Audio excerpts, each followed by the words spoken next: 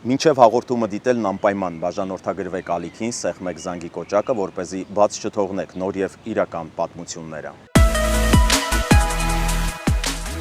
1998 թվական Մոսկվա, Սև BMW Վնուկովո օդանավակայանի կողմից սլանում է դեպի քաղաք։ Մեքենայի հետևի նստատեղին նստած է մի մարդ, ում անունն այդ տարիներին գիտեին հայկական բակերից մինչև ամենահեռավոր ու սառցակալած ռուսական բանտերը։ Հարություն Ռոստոմյան, նույն ինքը Էջմիածնցի Հարութիկ։ Նա հին դպրոցի օրենքով գող էր, նրան ձևավորել էին ճաղերի հետևում անցկացրած տարիները։ Մինչև քաղաք հասնելը քիչ էր մնացել, բայց նա այդպես էլ Մոսկվա չհասավ։ Մեքենան կանգնեցնում են վկայականներով մարդիկ, ամեն ինչ արվում է հանգիստ առանց աղմուկի, սակայն հենց այդ լռության մեջ էր իսկական վտանգը։ Երբ մարդուն տանում են հանգիստ, նշանակում է հարցն արդեն լուծված է։ 5 րոպե անց BMW-ն դատարկ է, ինքը Հարութիկը անհետանում է։ Նրան այդպես էլ չգտան, ոչ մարմինը, ոչ գերեզմանը, ոչ էլ ձերբակալության հետքը։ Մնացին միայն վարկածներ, հատուկ ծառայություններ, ներքին հաշվեհարդար, թե նոր ժամանակների տերերը, որոնց համար հին գողերն իրենց օրենքներով խոչընդոտ էին։ Իսկ ամեն ինչ սկսվել էր Մոսկվայից շատ հեռու 1956 թվականի նոյեմբերի 21-ին հայերի Սուրբ քաղաքում, Էջմիածնում։ Հարութի հայրը Սարգիսն աշխատավոր մարդ էր, բայց մեծ փողեր տուն չէր բերում, քանի որ ժամանակներն էին այդպիսին։ Մայրը պահում էր ընտանիքը ինչպես կարող էր։ Այդպիսի տներում գիտեին մի բան՝ կամ ինքդ քեզ պահում ես, կամ քեզ կուլ կտան։ Կան երեխաներ, որոնց հայացքը 12 տարեկանում արդեն ավելի մեծ է, քան շատ մեծահասակներինը։ Նա վաղ հասկացավ, թե ով ինչ արժե թաղամասում, ով է առնետը, ով է դատարկախոսը և ով է իրական մարդը։ Փողոցը նրան խստությամբ դաստիարակեց։ Դեռ պատանի հասակում նա հստակ գիտեր բակի օրենքը՝ մի կոտրվիր, յուրայիններին մի վաճառիր, եթե ասել ես, պատասխան տուր։ Հարութը հասկացավ, որ ազնիվ աշխատանքը վատ է կերակրում։ 17 տարեկանում նա արդեն գործի մեջ էր, փողոցային մանր սխեմաներ, սպեկուլյացիա, կոշտ զրույցներ։ Նա զգույշ էր առաջ գնում։ 1974 թվականին նա ստացավ իր առաջին դատվածությունը, բանտը նրան դիմավորեց սառնությամբ։ Այնտեղ անմիջապես ստուգում են, ինչ խմորից ես սարքված, կկոտրվես թե ոչ։ Հարութը հանգիստ էր, ավելորդություններ թույլ չէր տալիս, սադրանքների չէր տրվում։ Շուտով հասկանալի դարձավ, որ նա բնավորությամբ տղա է և ունի այն, ինչը բանտում գնահատվում է՝ կոպիտ ուժից ավելին ներքին առանցք։ Այնտեղ նա առաջին անգամ մոտիկից առնչվեց գողական աշխարհին։ Հին գողերը պատմում էին ստալինյան լագերների ողջ մնալու և արժանավորներին թագադրելու մասին։ Հարութի համար դա դպրոց էր։ Ազատվելուց հետո նա արդեն Էջմիածնի փողոցի տղա չէր, այլ հասուն մարդ։ Հետո եղան երկրորդ, երրորդ դատվածությունները։ Նա ընդհանուր առմամբ բանտերում անցկացրեց 19 տարի։ 80-ականների կեսերին նա արդեն հայտնի դեմք էր Հայաստանի սահմաններից շատ հեռու։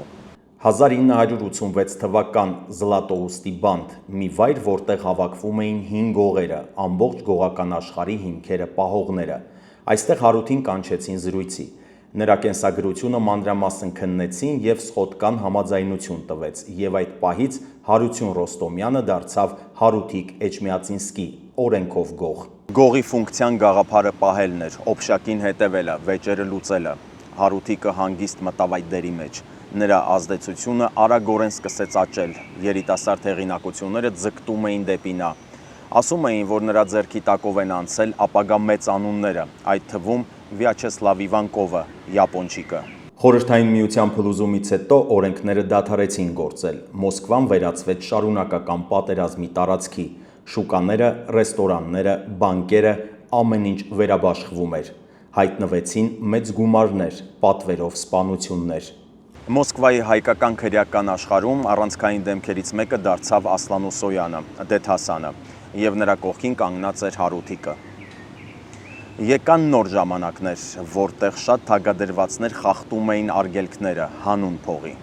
Հենց այդ ժամանակ տեղի ունեցավ մի դեպք, որը Հարութիկին շատ հայերի համար դարձրեց իսկական լեգենդ։ Խոսքը 600 միլիոն ռուբլու մասին էր, որը կապված էր Հայաստանի, նրա շահերի և ժողովրդի հետ, բայց խցանվել էր Մոսկվայում այնպիսի մարդկանց ձեռքում, ովքեր միայն օգուտի մասին էին մտածում։ Հարութիկը խառնվեց այս հարցին և ստիպեց վերադարձնել այդ գումարը։ Օրենքով գողի համար սա վտանգավոր քայլ էր, քանի որ ըստ մաքուր օրենքների գողը չպետք է ունենա ազգային քաղաքականություն, բայց իրական կյանքում Հարութիկը մինչև ոսկորները հայ էր։ Սխոտկաների ժամանակ նա հարցը կոշտ էր դնում. սա օբշակ չէ,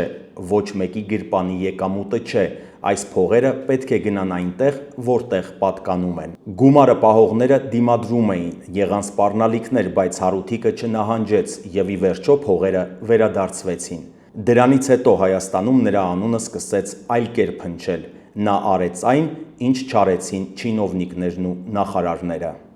Գողական աշխարհում ամենակեղտոտ թեմաներից մեկը թմրանյութերն էին։ Հին դպրոցը դրանց նայում էր որպես թույնի, բայց նորերը դրա մեջ մեծ փողեր էին տեսնում։ Այս ֆոնին կոնֆլիկտ առաջացավ Շաքրո Մոլոդոյի շուրջ։ Լուրեր տարածվեցին, որ նա կապված է հերոինի տրաֆիկի հետ։ Սա թագից զրկելու հարց էր։ Սխոտկայի ժամանակ Հարութիկը հապաղեց, քանի որ երկաթյա ապացույցներ չկային, միայն լուրեր էին։ Նա առաջ մղեց կոմպրոմիսային տարբերակ։ Թագը Կալաշովից միանգամից չվերցնել, բայց նրան դնել խիստ հսկողության տակ։ Զգուշացումը ուղիղ էր, ևս մեկ հաստատված փաստ եւ երկրորդ զրույց չի լինի։ Զուգահեռաբար Մոսկվան խորասուզվում էր մեկ այլ պատերազմի մեջ՝ Դեդ Հասանի եւ եղբայրներ Օգանովների միջև։ Մեղադրանքները ծանր էին, օբշակի վատնում, սխալ թագադրումներ։ Հարութիկը կանգնեց Դեդ Հասանի կողքին, կոշտ ու բացահայտ։ Դրանից հետո կոնֆլիկտը դուրս եկավ զրույցների սահմաններից, սկսվեցին սպանություններ սրճարանների մոտ, մուտքերի մոտ։ Հարութիկը դառնում էր ավելի ու ավելի անհարմար ֆիգուր բոլորի համար։ Արդեն 1998 թվականին հին հեղինակությունները մեկը մյուսի հետևից կամ զոհվում էին, կամ անհետանում։ Հարութիկը դա հասկանում էր, զգույշ էր տեղաշարժվում, փոխում էր երթուղիները, առանց թիկնազորի չէր երևում։ Բայց 1998-ի աշնանը նա վայրեջք կատարեց Վնուկովոյում, նստեց սև BMW-ն եւ տեղի ունեցավ այն կարճ ձերբակալությունը, որից հետո նա այլևս հետ չեկավ։ Դրանից հետո պանիկա բարձրացավ։ Դեդ Հասանի մարդիկ սկսեցին փնտրել նրան բոլոր դիահերձարաններում, բանտերում, բայց զրո արդյունք։ Էջմիածնցի Հարութիկին հիշում են իր խոսքը չվաճառող, յուրայիններին չհանձնող մարդու։ Բանտում անցկացրած 19 տարիները նրանից ռոմանտիկ հերոս չէին սարքել, այլ կոշտ, երկաթե բնավորությամբ մարդ։ Հայաստանը հիշում է նրան որպես մութ աշխարհի մի մարդու, ով ճիշտ պահին արեց այն, ինչ պետք էր իր ժողովրդի համար։ Նրա անհետացումից հետո գողական աշխարհը շարունակեց կոտրվել։ 1999-ին սպանվեց Ռուդոլֆ Օգանովը, 2009-ին մահացավ Յապոնչիկը, 2013-ին սպանեցին նաև Դեդ Հասանին։ Հին գվարդիան ամբողջությամբ վերացավ։ Սկսվեց ուրիշ մարդկանց ու ուրիշ բարոյականության դարաշրջանը, իսկ Մոսկվան հիշում է միայն մի բան։ 1998-ի աշնանը սև BMW-ն դուրս եկավ Վնուկովոյից, բայց քաղաք հասավ արդեն առանց նրա։ Էջմիածնցի Հարութիկն անհետացավ արագ, մաքուր ու ընդմիշտ, թողնելով միայն իր անունը։ Չմոռանաք բաժանորդագրվել ալիքին, հավանել տեսանյութն ու մեկնաբանություն թողնել։